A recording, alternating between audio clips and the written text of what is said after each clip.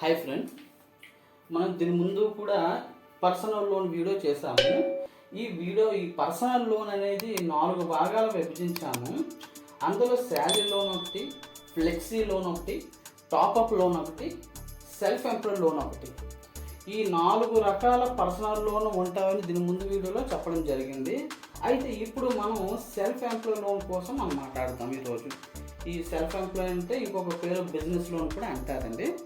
ఈ business loan కోసం ఒక్కసారి మనం పూర్తి వివరాలు డిస్కస్ చేస్తాం ఈ వీడియోలో. ఓకేనా? అవసరం లేదండి, నో కొలెటరల్. నో కొలెటరల్ కూడా బిజినెస్ లోన్ అంటారండి. ఓకేనండి. ఇప్పుడు మనకి గోల్డ్ అవసరం లేదు, ప్రాపర్టీ అవసరం లేదు, ల్యాండ్ అవసరం లేదు. మీకు అర్థమైందంటే బిజినెస్ లోన్ అంటే ఏంటి, దానికోసం మనం వివరించామంటే ఇంతవరకు. బిజినెస్ లోన్ 2 రకాలు ఉంటాయి, అన్సెక్యూర్ లోన్, సెక్యూర్ 2 రకాలు ఉంటాయి. మీకు అర్థమైందంటే 2 రకాలు ఉంటాయి. ఈ పర్సనల్ లోన్ కోసం 4 రకాల లోన్స్ ఉంటాయని ఇదివరకు దీని ముందు వీడియో చేసామండి. చేసిన తర్వాత అందులో ఇప్పుడు సెక్యూర్ అంటే ఈ లోన్ కోసం మనం ఇప్పుడు డిస్కస్ చేస్తున్నామండి. దానికి మరో పేరు అనేది బిజినెస్ లోన్. బిజినెస్ లోన్లో కూడా 2 రకాలు ఉంటాయి. ఒకటి అన్సెక్యూర్ లోన్, రెండవది సెక్యూర్ లోన్. సెక్యూర్ లోన్ అంటే ఇప్పుడు అన్సెక్యూర్ లోన్ కోసం మనం మాట్లాడుతున్నాం. ఇప్పుడు what is the business loan? Business loan అంటే ఇప్పుడు ఏంటంటే ఇది నో కొలెటరల్ అన్నమాట. ఇది నో కొలెటరల్ అవ్వడం వల్ల ప్రతి సామాన్య ప్రజలు కూడా లోన్ తీసుకోవడానికి అవకాశం అనేది తప్పనిసరిగా ఉంటుంది. ఓకేనా? ఇది నో కొలెటరల్ అంటే ఇప్పుడు గోల్డ్ అవసరం లేదండి, ప్రాపర్టీ అవసరం లేదు, ల్యాండ్ అవసరం లేదు, ల్యాండ్ తనఖా అవసరం కూడా లేదు, ల్యాండ్ సంబంధించిన డాక్యుమెంట్స్ కూడా తనఖా అవసరం లేదు. అయితే ఇది ఏ బేస్ మీద ఇస్తారు? ఇది ఏ బేస్ మీద ఇస్తారు అంటే బిజినెస్ ఇన్కమ్ ద్వారా మనకి ఇస్తారండి. బిజినెస్ ఇన్కమ్ చూసి మనకి లోన్ ఇవ్వడం జరుగుతుంది. టర్న్ ఓవర్ కూడా చెక్ చేస్తారు, క్రెడిట్ హిస్టరీ, సిబిల్ కూడా చెక్ చేస్తారు. సిబిల్ చాలా ఇంపార్టెంట్ అండి, చాలా బాగా చెక్ చేస్తారు. తేడా వచ్చిందని రిజెక్ట్. 90% రిజెక్ట్ అవుతాయండి సివిల్. ఇది మాత్రం గుర్తుంచుకోవాల్సిన విషయం. ఓకే? బిజినెస్ లోన్కి వెళ్ళే ముందు సివిల్ చెక్ చేసుకోండి. ఫస్ట్ సివిల్ చెక్ చేసుకున్న తర్వాత అప్పుడు లోన్కి వెళ్ళండి. లేదు ఒక దాంట్లో పెట్టాను, 2వ దాంట్లో పెట్టాను, 3వ రిజెక్ట్లు అవుతున్నాయి, అలా పెడుతూనే ఉంటే మీ స్కోర్ అనేది తగ్గిపోతుంది, సివిల్ స్కోర్ అనేది తగ్గిపోతుంది. ఇది గమనించవలసిన విషయం. ఓకే? మెయిన్ టాపిక్ వస్తాం. వాట్ ఈస్ ద అర్థమైంది కదండి. బిజినెస్ లోన్ అంటే ఏం అర్థమైందండి, దేనికి ఇస్తారు, ఏ బేస్ మీద ఇస్తారు, మీకు అర్థమైనట్లు అనుకుంటున్నాను. నెక్స్ట్ టాపిక్ వెళ్తున్నాను.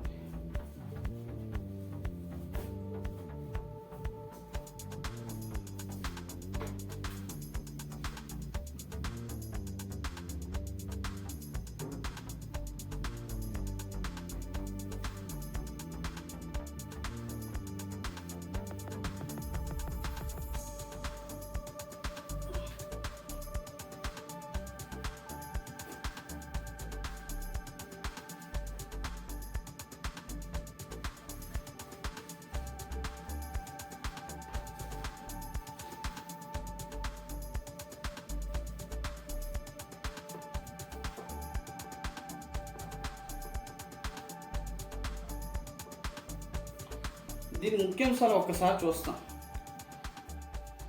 2 డేస్లో లోన్ మనకి 100% శాంక్షన్ అయిపోతుంది. ఓకేనండి.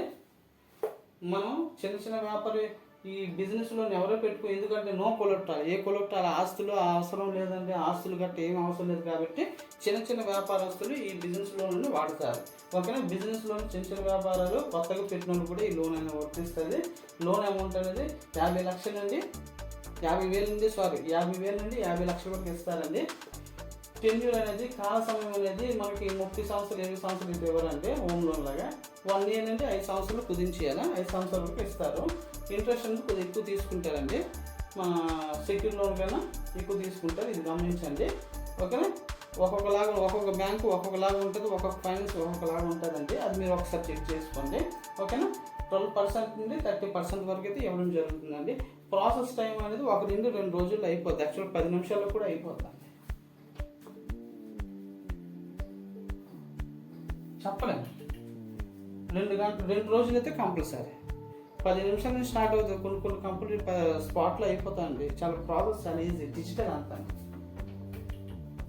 డిజిటల్ అంటే ఇప్పుడు డిజిటల్ వచ్చేసింది కదండి,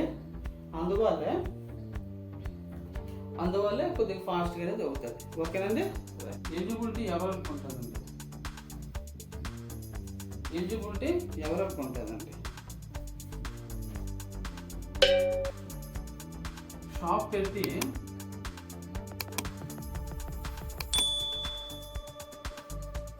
షాప్ రన్నింగ్ 1 సంవత్సరం నుండి అండి, 1 year,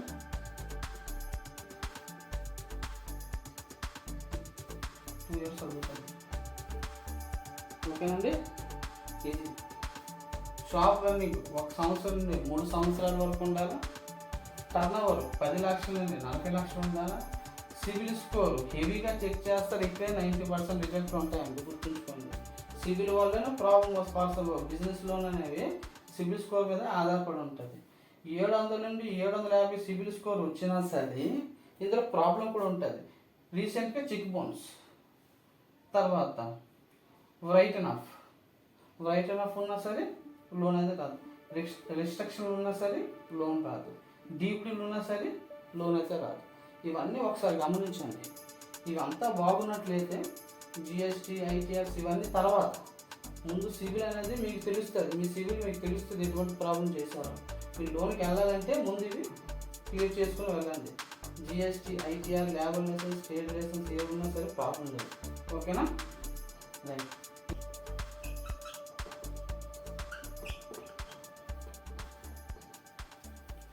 డాక్యుమెంట్స్ అండి అవసరం లేదు, ఇంకేమీ అవసరం లేదు. ఇది చూసుకోండి. డాక్యుమెంట్లో ఇంకొకసారి చెప్తాను క్లారిటీగా.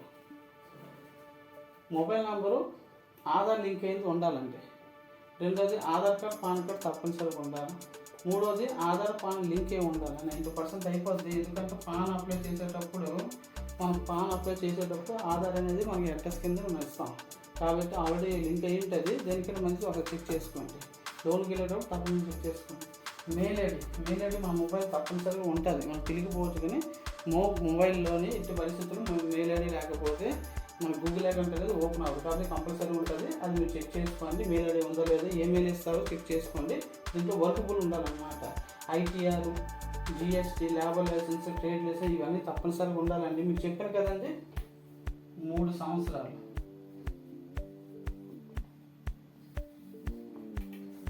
1 year నుండి 3 years అనేది బిజినెస్ రన్నింగ్లో ఉండాలండి.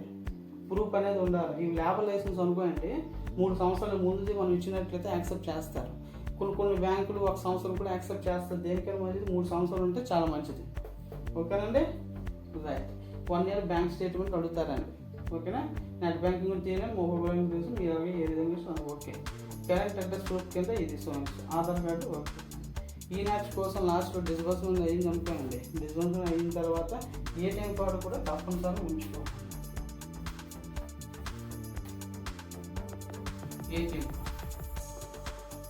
ఏటీఎం కార్డు కూడా ఉండాలి. ఈ మ్యాచ్ అప్పుడు నెట్ బ్యాంకింగ్ చాలా మంది దగ్గర ఉండదండి.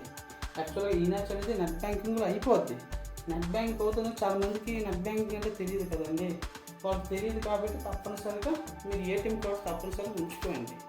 ఒక లేదండి ఏటీఎం కార్డుకి ఒక 600 రూపాయలు ఎక్స్ట్రా ఛార్జ్ తీసుకుంటున్నాను, అది నేను అప్లై చేయలేదు అంటే మీరు ఫ్రీగా నెట్ బ్యాంకింగ్ కూడా చేసుకోవచ్చు బ్యాంక్కి వెళ్ళి. సరేనా? ఇవేనండి డాక్యుమెంట్ అయితే ఇవేనే. ఓకే, నోట్ చేసుకోండి. ఇవన్నీ కరెక్ట్గా ఉంటేనే మీరు బిజినెస్ లోన్కి అప్లై చేయండి. లేకపోతే మధ్యలో ఆగిపోతారు. చాలా ప్రాసెస్ లేట్ అయిపోతుంది. అది తర్వాత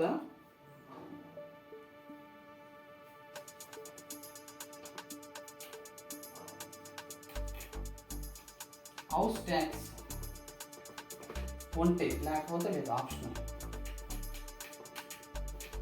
హౌస్ ఉంటే హౌస్ ట్యాక్స్ కూడా అడుగుతారండి, లేదంటే లేదు. ఎగ్జాంపుల్ చెప్తాను.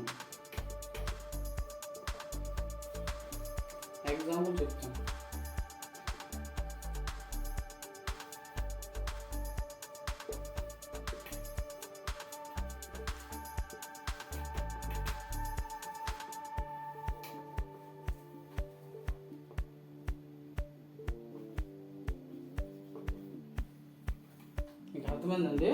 వీళ్ళ దగ్గర జిఎస్టీ, ఐటీఆర్, లేబర్ లైసెన్స్ మొత్తం A to Z ఉందండి. బ్యాంకింగ్ చాలా బాగుంది. ట్రాన్సాక్షన్ చాలా బాగుంది. ట్రాన్సాక్షన్ చాలా బాగుంది.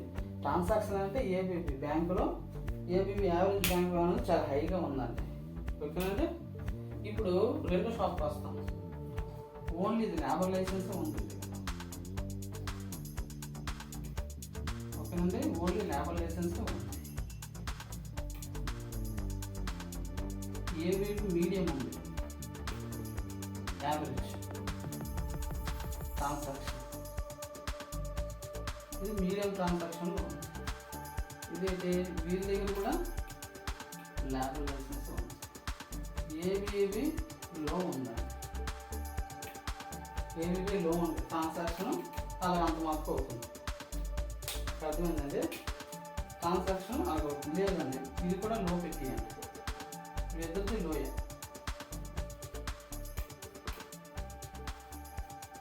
ఓకేనండి. ఈ జిఎస్టీ, ఐటీఆర్ ఉంది. ఏబీబీ హై ఉందండి. వీడిది లో, ఇది లో. యావరేజ్ ట్రాన్సాక్షన్ వీడిది తక్కువ.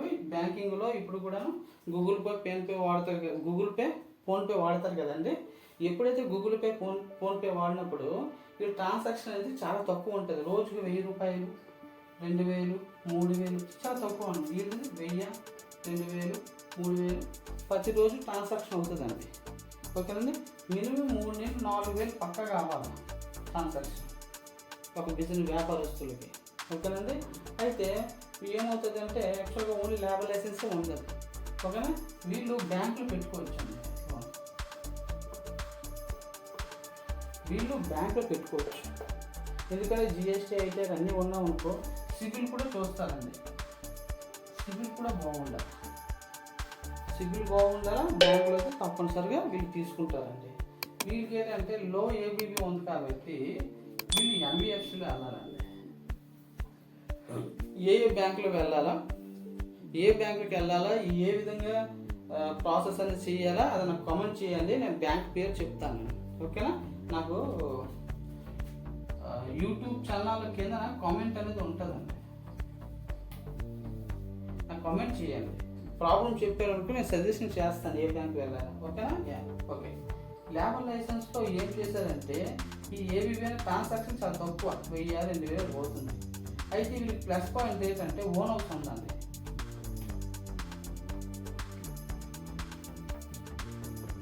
వీళ్ళకి ఓన్ హౌస్ ఉంది. ట్రాన్సాక్షన్ తక్కువైతే ఇచ్చే పరిస్థితుల్లో ఎన్బిఎఫ్సి ఇవ్వడండి. ఎవరైనా ఇవ్వరు. ట్రాన్సాక్షన్ లేకపోతే ఎవరు ఏ బ్యాంక్ కూడాను మనకి, ఎందుకంటే ఏబీబీ ట్రాన్సాక్షన్ అంటే ఏబీబీ యావరేజ్ చెక్ చేస్తారు. ఎప్పుడైతే ఏబీబీ చెక్ చేస్తారో, ఎప్పుడైతే మనకి బ్యాంక్ స్టేట్మెంట్ లావాదేవీలు లేకపోతే లోన్ అనేది ఇవ్వడానికి అవకాశం 90% ఉండదండి. ఎందుకంటే ఇచ్చేది అన్సెక్యూర్డ్ లోన్. ఎటువంటి నో కొలెక్టరల్ కాబట్టి వాళ్ళు కొద్దిగా సివిల్ అన్ని బాగా చెక్ చేస్తారు. చెక్ చేసిన తర్వాత మనకు ప్రాసెస్ అనేది చేయడం జరుగుతుంది. ABB minimum bank statement maintain చేయకపోతే, ఈఎంఐ ఏ విధంగా కట్టగలన ఉద్దేశం మీద ఇది రిజెక్ట్ అవ్వడానికి అవకాశం ఉంటుంది. ఓకేనండి. ఇది రిజెక్ట్ అవ్వడానికి అవకాశం ఉంటుంది. అయితే కొన్ని బ్యాంకులు ఏంటంటే ఇల్లు ఉంటే చేయడానికి అవకాశం ఉంటుందండి. 50% హౌస్ ఉంది కాబట్టి అటు ఇటు చూసుకొని ఫోన్లో హౌస్ ఉంది కాబట్టి కొద్దిగా ఛాన్సెస్ అయితే ఉంటాయి. ఏబీబీ తక్కువ ఉన్నా సరే ఓన్ హౌస్ ఉంటే ఛాన్సెస్ ఒక 50% వరకు అయితే చెప్పగలను అవ్వడానికి అవకాశం ఉంటాయి. కొన్ని ఎన్బిఎఫ్సీలు ఇస్తున్నాయి, ప్రెజెంట్ కూడా ఇస్తున్నాయి. ఎందుకంటే ఏబీబీ తక్కువ ఉన్నా సరే ఓన్ హౌస్ ఉంటే ఇస్తాయి. అయితే వీళ్ళకి ఓన్ హౌస్ లేదండి. వీళ్ళకి నో హౌస్, వీళ్ళకి హౌస్ లేదు. సేమ్ ఇదే ప్రొఫైలు వీళ్ళకి సిబిల్ బాగున్నా, హై సిబిల్ ఉన్నా సరే ఇన్కమ్ లేకపోతే వీళ్ళకి 0% అండి ఛాన్స్ ఉంది. వీళ్ళు 0% అన్నమాట. వీళ్ళకి పెట్టుకున్న అర్హత కూడా ఉండదు. అయితే ఒకటి వీళ్ళు ఏం చేయాలంటే ప్రతిరోజు ట్రాన్సాక్షన్ చేయాలి. ఏబీబీ అనేది ఉంటుంది కదా, ఏబీబీ ట్రాన్సాక్షన్ చేయాలండి. ఫోన్పే, గూగుల్ పే వాడతారు కదా. ఇప్పుడు యూపీఐ, ఎప్పుడైతే యూపీఐలో మీరు ప్రతిరోజు 3 నుండి 4,000 ఫర్ డేకి ట్రాన్సాక్షన్ చేస్తూ ఉండాలి. ఎప్పుడైతే ఈ ట్రాన్సాక్షన్ చేస్తారో ఒక నెల 1 మంత్ ట్రాన్సాక్షన్ చేస్తారో అప్పుడు ఏబీబీ అనేది పెరుగుతుందండి. ఓకేనా? ఖచ్చితంగా మీరు 6 నెలలు 6 మంత్ మీరు కరెక్ట్గా ఇదే మెయింటైన్ చేశారనుకోండి, ఓకేనా, లోను 100% అయిపోతుంది. 0 ఉండేది 100%కి లోన్ అప్రూవల్ కావాలంటే ఇలా మెయింటైన్ చేయాలి. మీరు ఏం చేస్తారు, ప్రతి నెల 3,000-4,000 బ్యాంక్లో ట్రాన్సాక్షన్ అయ్యేటట్లు చూపించాలా. అలాగే ఎన్ని నెలలు చూపించాలి, 6 నెలలు చూపిస్తే, ఓకేనా, 6 నెలలు చూపిస్తే మనకి 100% లోన్ అవ్వడానికి అవకాశం ఉంటుంది. ఓన్ హౌస్ ఉంటే 50% అవకాశాలు ఉంటాయండి, వాళ్ళకి ఇదే వర్తిస్తుంది. ఓకేనండి? ఎందుకంటే ఓన్ హౌస్ ఉంది కాబట్టి ఈ ఏబీబీ కరెక్ట్గా చెక్ చేయరు. ఏబీబీ తక్కువన వీళ్ళకి ఇచ్చేస్తారు, ఓన్ హౌస్ ఉంది కాబట్టి. వీళ్ళకి ఇవ్వడానికి కష్టం అవుతుంది కానీ తప్పనిసరిగా ఈ ప్రాసెస్ అనేది పద్ధతిని పాటించారనుకోండి, అప్పుడు 100% అనేది లోన్ ఇవ్వడానికి అవకాశం ఉంటుంది. ఓకేనండి? రైట్. అయితే వీళ్ళు ఏబీబీ అంటే ఏంటి సార్, ఎలా చెక్ చేస్తారు, మాకు ఎలా తెలుస్తుంది అసలు? ఏబీబీ అని ఎలా చెక్ చేస్తారు? 6 నెలలు 6 మంత్ అనుకోండి. ఓకేనండి? ఇది ఏమంటే సెప్టెంబర్ 2025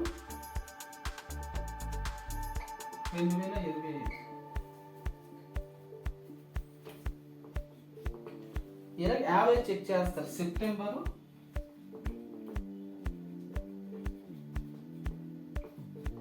సెప్టెంబరు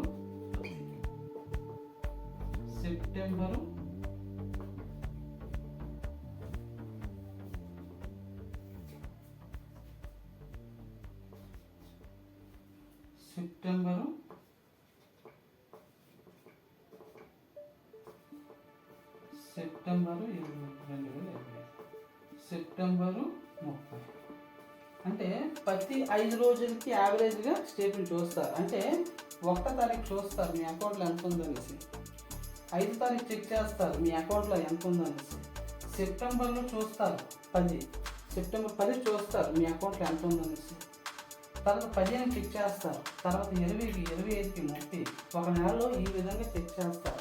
ఈ డేట్లో అమౌంట్ ఎక్కువ ఉంటే మీకు ప్లస్ పాయింట్. మీకు అర్థమైందండి? ఎప్పుడైతే ఫస్ట్ నుండి 5కి మనం చెక్ చేస్తారు. ఈ 4 రోజులు చెక్ చేయరు. మళ్ళీ 1వ తారీఖు చెక్ చేస్తారు, 5కి చెక్ చేస్తారు, 10, 15, 20, 25, 30. అయితే ఈ డేట్లోనే చెక్ చేస్తారు కాబట్టి మనం ఏం చేస్తామంటే ఎవరికి ఇవ్వాల్సిన ఉన్నట్లయితే, ఓకేనా, ఎవరికి ఇవ్వాల్సిన డబ్బులు ఉన్నట్లయితే 2 కానీ 3 కానీ 4 కానీ చేసుకోండి ట్రాన్సాక్షన్. 2, 3, 4. మన 5వ తారీఖు అకౌంట్లో డబ్బులు ఉన్నట్లు చూసుకోండి. ఇలా చేసినట్లయితే 6 నెలలు చేసినట్లయితే ఇది 100% అప్రూవల్ అయిపోద్దండి. ఓకేనండి? ఇది ఎగ్జాంపుల్. లోన్ అయితే 100% వస్తుందండి, ప్రతి ఒక్కరికి వస్తుంది. వీళ్ళకి వస్తుంది, ముగ్గురికి వస్తుందండి. ఇంట్రెస్ట్ అనేది వీళ్ళకి పెరుగుతుందండి. వాళ్ళతో పోలిస్తే వీళ్ళు కొద్దిగా తగ్గుతుంది, వాళ్ళతో పోలిస్తే వీళ్ళకి ఇంకొద్దిగా తగ్గుతుంది. ఓకేనండి? లోన్ ఏమంటుంది, వీళ్ళకి ఎక్కువ వస్తుంది, వాళ్ళ తర్వాత వీళ్ళకి ఎక్కువ వస్తుంది, తర్వాత వీళ్ళకి వస్తుంది. ఓకేనండి? వీళ్ళకి 10 లక్షలు అయితే వీళ్ళకి 5 లక్షలు, ఇది 5 లక్షలు అయితే ఇది 2 లక్షలు, 5 లక్షలు అయితే 5 లక్షలు ఎక్కువ వస్తుంది. 50 లక్షలు అనుకోండి. వీళ్ళకి ఎంత 10 lakhs, వీళ్ళకి ఎంత 5 lakhs. అవి తీసుకోండి. ఈ విధంగా అనుకోండి. ఇంట్రెస్ట్ ఏంటంటే వాళ్ళ సిబిల్ స్కోర్ బట్టి ఆధారపడి ఉంటుంది. మీకు అర్థమైందంటే రైట్.